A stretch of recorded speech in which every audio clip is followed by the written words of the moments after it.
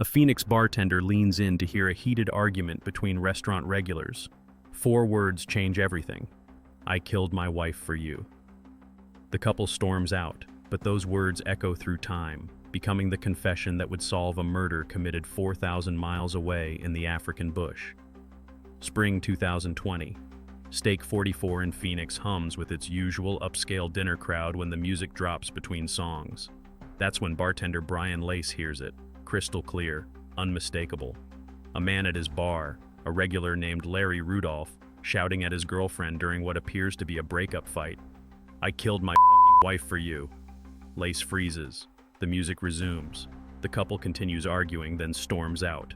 But those words lodge in the bartender's mind. He knows Larry Rudolph, successful dentist, generous tipper, comes in frequently with his girlfriend Lori Milleron. The man lives in a sprawling Phoenix home, manages dental practices back in Pittsburgh remotely, seems to have everything. Yet here he is, claiming to have killed his wife. At first, Lace wonders if he misheard. Maybe it was hyperbole, anger talking. But the words were too specific, too clear. He starts asking questions, doing research. Larry Rudolph's wife, Bianca, had died years earlier, October 2016, during a hunting safari in Zambia. Official cause: accidental discharge of a shotgun. The case had been closed quickly by Zambian authorities. She'd been cremated within days. But something doesn't sit right. Why would a man confess to murder during a restaurant fight? What could drive someone to kill their wife of 34 years? And how does someone get away with murder on another continent? The answers would reveal a web of deception stretching back decades, a calculated plan driven by money and desire, and a forensic trail that refused to stay buried. October 11th, 2016, Kafue National Park, Zambia. Dawn breaks over the safari camp as Spencer Kakoma, an experienced game scout, goes about his morning routine. The Rudolphs, Larry and Bianca, are preparing to leave after nearly 2 weeks of hunting. It's been a successful trip. Bianca, the only one with a hunting permit, had hoped for a leopard but settled for a zebra. They have a family wedding to attend back in the States. Then the gunshot rings out. Kakoma runs toward the Rudolphs' cabin. Inside, he finds a scene that immediately troubles him. Bianca lies in a pool of blood, a massive wound to her chest. Her Browning shotgun rests nearby, still partially zipped in its soft case with a hole torn through one end. Larry kneels beside his wife, crying, repeatedly asking, "What am I going to tell my children?" But even in those first moments, things don't add up. Larry tells Kakoma he was in the bathroom when he heard the shot. He says he ran out to find Bianca on the floor. Yet when Kakoma observes him, Larry is fully dressed, not what you'd expect from someone who'd just rushed from a bathroom. Camp manager Godfrey Nakube arrives, and Larry's story begins to shift. First, he suggests Bianca committed suicide. Then, as others arrive, he claims she accidentally shot herself while packing the gun. Kakoma's professional instincts scream that something is wrong. The night before, he had personally witnessed Bianca clearing the shotgun of live ammunition. She was an experienced hunter, president of the Safari Club International's Pittsburgh chapter. She knew how to handle weapons safely. The idea that she would accidentally discharge a gun while packing it makes no sense. The wound itself tells another story. The blast pattern, the damage. It suggests distance, not the close contact of someone holding a gun while zipping a case. Local Zambian police arrive and begin their investigation, but Larry is already pushing for one thing: cremation. His Catholic wife, he insists, must be cremated immediately. Within days, before any thorough investigation can be completed, Zambian authorities rule the death an accidental discharge. Case closed. Larry leaves Africa with Bianca's ashes, never telling their children what happened until he arrives home. The official verdict should have been the end. But halfway around the world, people who knew the Rudolphs begin asking uncomfortable questions. A friend of Bianca's contacts the FBI, suspicious about the circumstances. The friend knows about Larry's affairs, knows Bianca was a devout Catholic who would never choose cremation. Something is terribly wrong. As the FBI begins its inquiry, a crucial piece of evidence emerges from an unexpected source.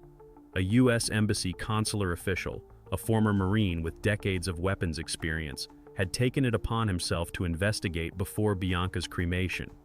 He'd traveled to the funeral home in Lusaka, measured the wound, taken photographs. His findings are damning. Based on the blast pattern and wound size, the shotgun had been fired from between 6.5 to 8 feet away. This discovery triggers a full FBI forensic investigation. Agents conduct pattern tests using the same type of Browning shotgun, the same soft shell case, the same ammunition. They fire the weapon at different distances, analyzing the blast patterns, the damage to fabric, the wound characteristics. The results are unequivocal. The 6-centimeter defect to Bianca's heart could only have been caused if the gun was fired from at least 2 feet away. Most likely, the distance was between 2 and 3 feet. The physics are simple and devastating. A person cannot accidentally shoot themselves from 2 to 3 feet away while packing a gun. The barrel of the shotgun is too long for self-infliction at that distance. The angle is impossible. This was no accident. This was murder. When Larry learns that the consular official had examined Bianca's body and taken photographs, he becomes livid. He calls the embassy, demanding to know who has access to this information, who might see the police reports. His reaction is not that of a grieving husband, but of someone desperate to control a narrative. Meanwhile, Musonda Muzi, a Zambian wildlife intelligence officer who had been at the scene, shares his own observations. The wound configuration, the barrel length, Larry's demeanor, none of it suggested an accident. "I could see something in him," Muzi would later recall. This American in the golf shirt, his tears dried fast. Under questioning, Larry, an experienced hunter who'd won prestigious awards, couldn't explain the operation of his own shotgun. What kind of husband, Muzi wondered, forgets his whereabouts when his wife of 34 years takes a bullet? To understand why Larry Rudolph would murder his wife in an African hunting cabin, investigators have to travel back to 2015, to a dental office in Pittsburgh, to a conversation that would become a death sentence. Lori Milleron had been working at Larry's practice since 2002. Despite knowing he was married with children, she began an affair with him that would stretch for years. It was, according to those who worked at the practice, an open secret. Larry, they said, always had someone on the side. But Lori was different. She lasted.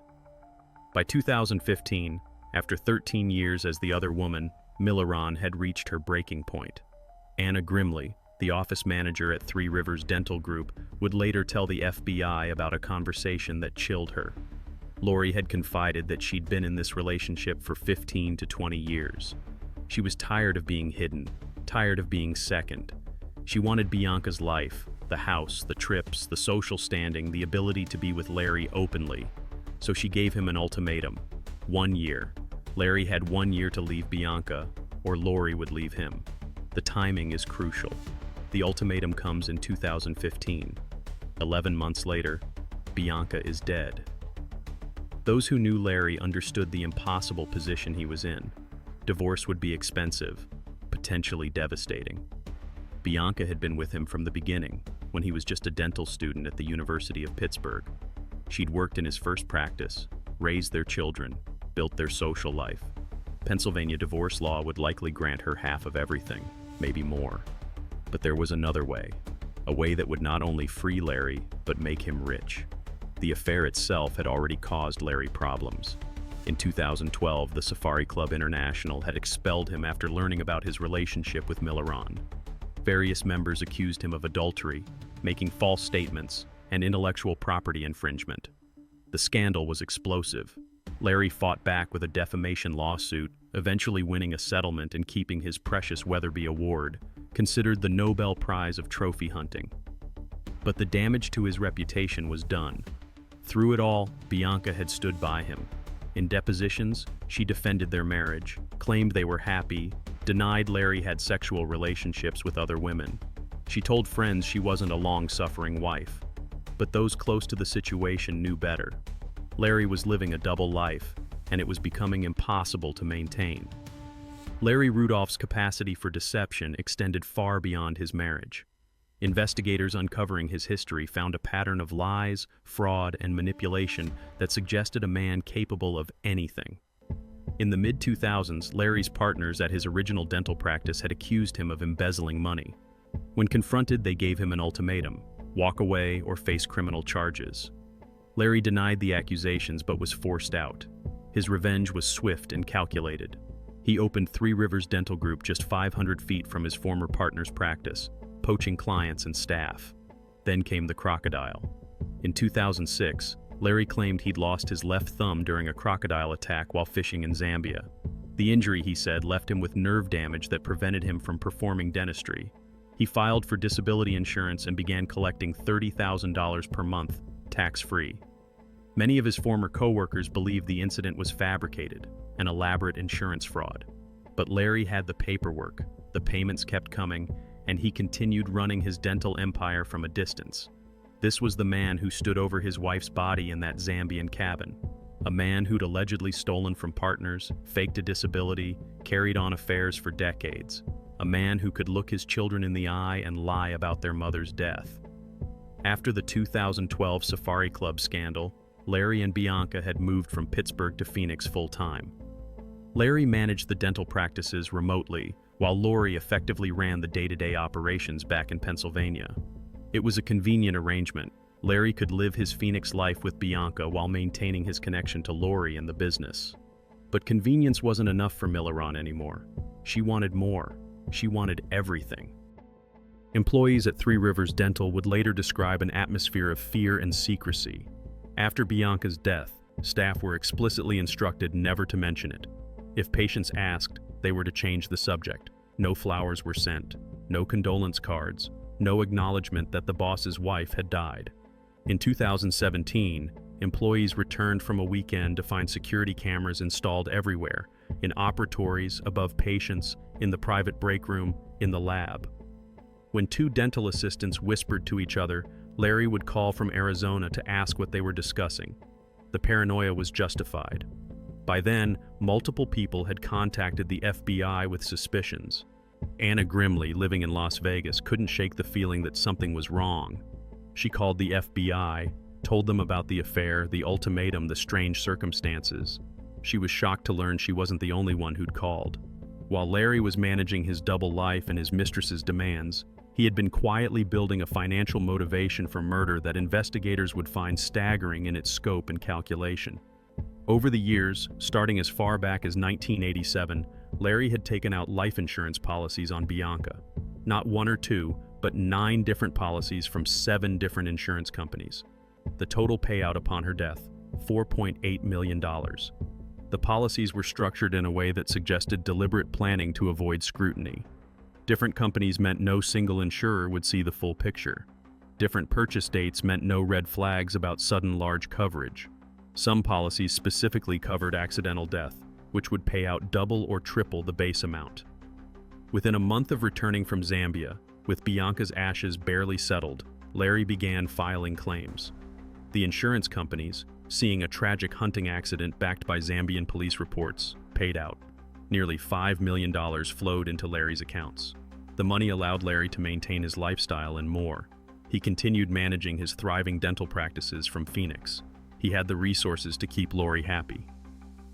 Within months of Bianca's death, Milleron had moved from Pittsburgh to Phoenix, taking up residence in the home Larry had shared with his wife. To the outside world, Larry seemed to be a grieving widower who'd found love again. But investigators saw a different picture.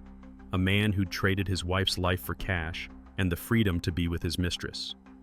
The insurance investigation revealed something else significant. Bianca hadn't just been insured, she'd been overinsured. The multiple policies, the total amount. It was far beyond what would be considered normal estate planning for a couple of their wealth level. It suggested that Larry had been planning this for years, possibly decades, waiting for the right moment, the right opportunity. That opportunity came with Lori's ultimatum. The clock was ticking. Larry needed a solution that would satisfy his mistress, preserve his wealth, and free him from his marriage. Murder, disguised as a hunting accident in a country with limited investigative resources, must have seemed like the perfect crime. For 5 years, Larry Rudolph thought he'd gotten away with it. He had the money, the mistress, the life he'd killed for. Then Brian Lace heard those 4 words at stake 44, and everything began to unravel. The FBI had been building their case methodically. The forensic evidence proved murder. The insurance policies showed motive. The affair and ultimatum established timeline. But Lace's testimony, a direct confession overheard by a credible witness, became what prosecutors called the big bombshell. On December 21, 2021, Larry and Lori touched down in Cabo San Lucas, Mexico, for a holiday vacation. Federal agents were waiting. Both were arrested and extradited to face trial in Denver, where the insurance fraud charges gave federal jurisdiction. The trial in July 2022 revealed the full scope of the deception to a horrified courtroom. Prosecutors presented the ballistics evidence, the wound photos, the insurance documents. They called Spencer Kokoma, who testified about Larry's changing stories and Bianca's careful weapon handling. They presented the embassy officials' measurements, the FBI's forensic reconstruction. Larry took the stand in his own defense, a decision that would prove fatal to his case. He claimed Bianca had accidentally shot herself, that they'd had an open marriage since 2000, that he had no motive to kill her. But under cross-examination, his stories crumbled. He couldn't explain the forensic evidence. He couldn't justify the cremation. He couldn't make the jury believe that a woman who'd cleared her weapon the night before had accidentally shot herself from 3 feet away.